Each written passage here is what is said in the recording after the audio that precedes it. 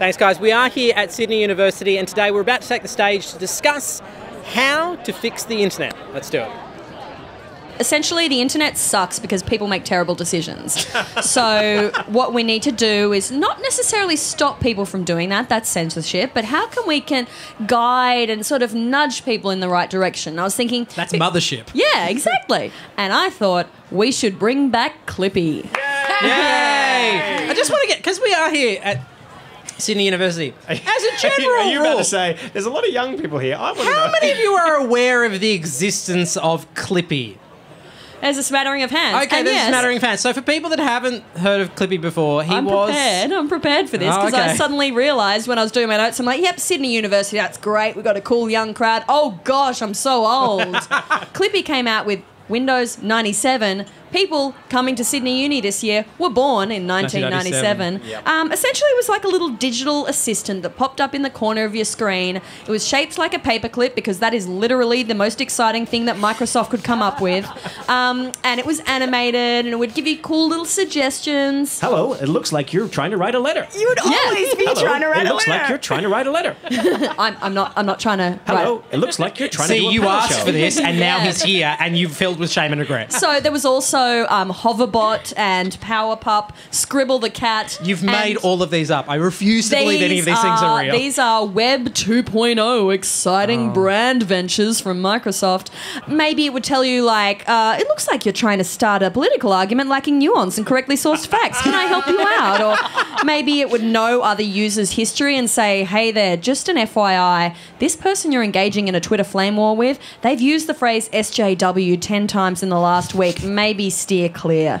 It could guide you to good parts of the internet. So, hey there, spotted that you clicked on a piece of Daily Mail clickbait. Do you want me to redirect you to the original journalist Before that they wrote ripped this? it off? Before it was ripped off? Or, hey, it looks like you're trying to read Mamma Mia. Can we send you to literally anywhere else? Like, anywhere else. Look, judgment aside, we need someone to judge us when we're on the internet. We need someone to kind of tell us what to do, what not to do. The question then becomes, who would be in charge of Clippy 2.0? Hacking team. Hacking team. Hacking team. So this is a company that sells software to governments to allow them to surveil individuals, and they recently got hacked very substantially, and a lot of their data then got put online onto WikiLeaks. Oh, the irony. Oh, the irony. I think it'd be great if George Brandis was. I think that would be good. Yeah. Because there'd be a lot of laws to stop you from doing stuff already. Because it's really about the data is the envelope. Is it in a PO box? Yeah, I think so.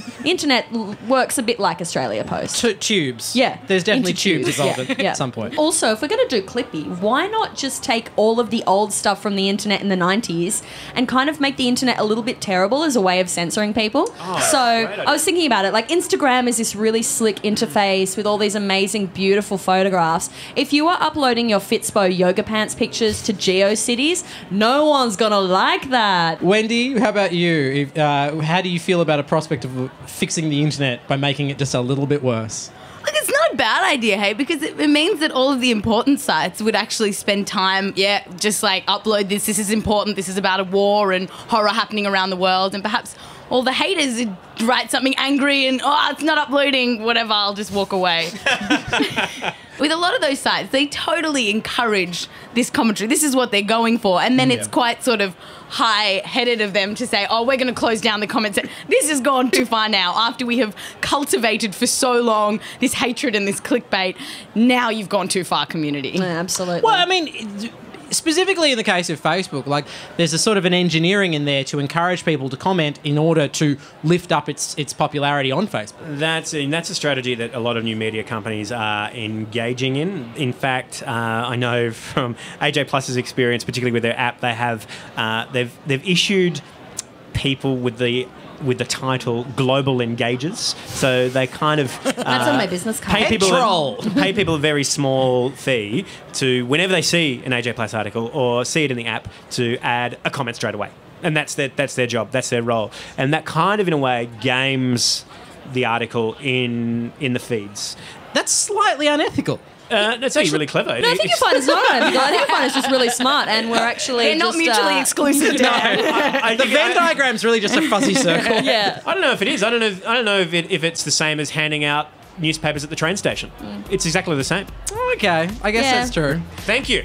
Ladies and gentlemen, will you please thank Wendy Zuckerman, Dan Illick, Claire Riley, You. this guy talking here. My name's Mark Fennell. Thank you so much for staying and watching. You guys have been fantastic.